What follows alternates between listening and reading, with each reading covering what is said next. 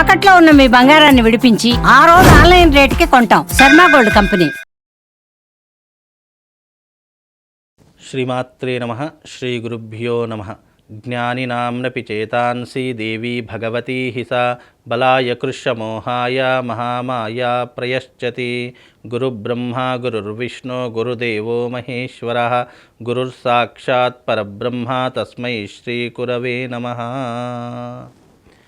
ఈ సంవత్సరము విశ్వవసునామ సంవత్సరము.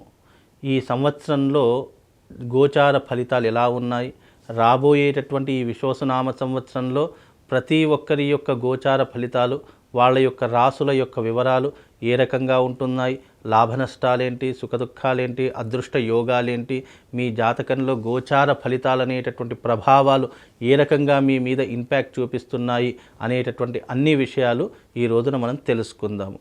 ఎందుకంటే ప్రతి సంవత్సరము ఉగాది రోజున మనకేంటి అంటే గురువు యొక్క గ్రహము, శనిగ్రహము యొక్క ప్రభావము, తీవ్రమైనటువంటి ప్రభావం మనిషి మీద పడేటటువంటి లక్షణాలు ఎక్కువగా ఉంటూ ఉంటాయి.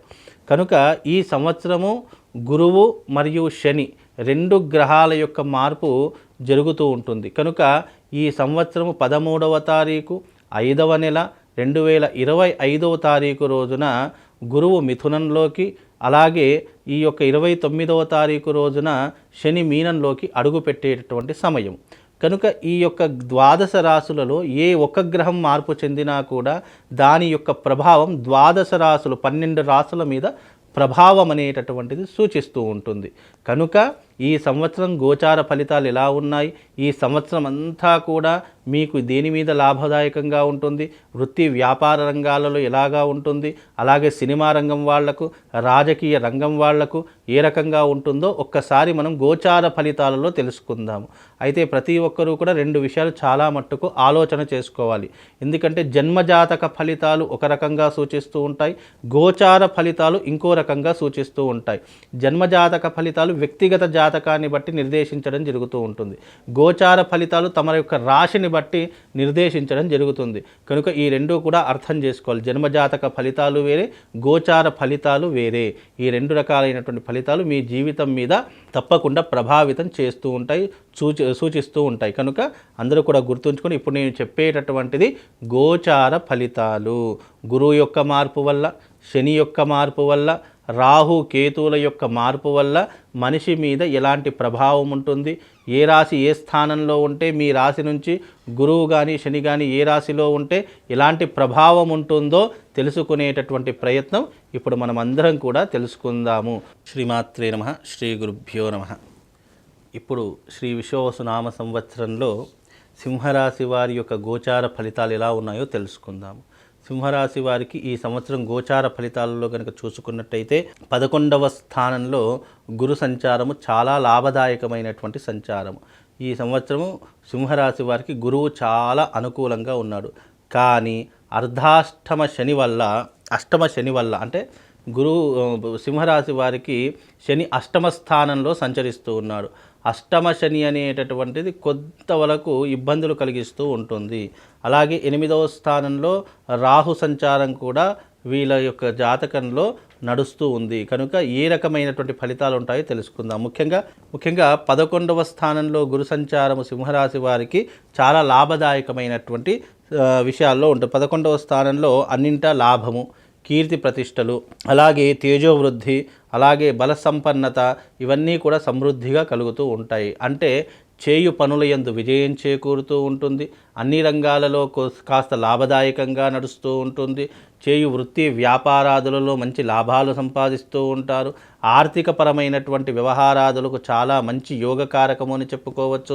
11వ స్థానంలో గురు సంచారము సింహరాశి వారికి కాస్త అవకాశాలు రావడానికి సినిమా రంగంలో కావచ్చు, రాజకీయ రంగంలో కావచ్చు, అన్ని రంగాలలో కన్నా ఈ సింహరాశి వారికి కాస్త మెరుగైనటువంటి ఫలితాలు అని కూడా చెప్పుకోవచ్చు. అలాగే కీర్తి ప్రతిష్టలు పొందుతూ ఉంటారు. పెద్దవాళ్ళ యొక్క ఆదరణ ఆప్యాయతలు పొందుతూ ఉంటారు. కుటుంబంలో సఖ్యత ఏర్పడుతూ ఉంటుంది. 11వ స్థానంలో ఈ యొక్క గురు సంచారం వల్ల కొంతవరకు ఈ యొక్క సింహరాశి వారికి మేలు జరుగుతుంది అని చెప్పుకోవచ్చు.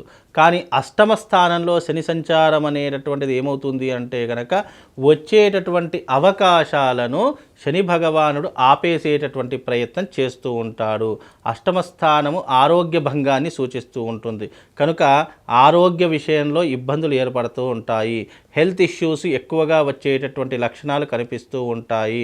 కుటుంబంలో భార్యాభర్తల మధ్య సఖ్యత తగ్గిపోయేటటువంటి లక్షణాలు కనిపిస్తూ ఉన్నాయి. అలాగే కోపము, ఆవేశము, తొందరపాటు నిర్ణయాలు ఎక్కువగా తీసుకునేటటువంటి ప్రయత్నాలు చేస్తూ ఉంటారు.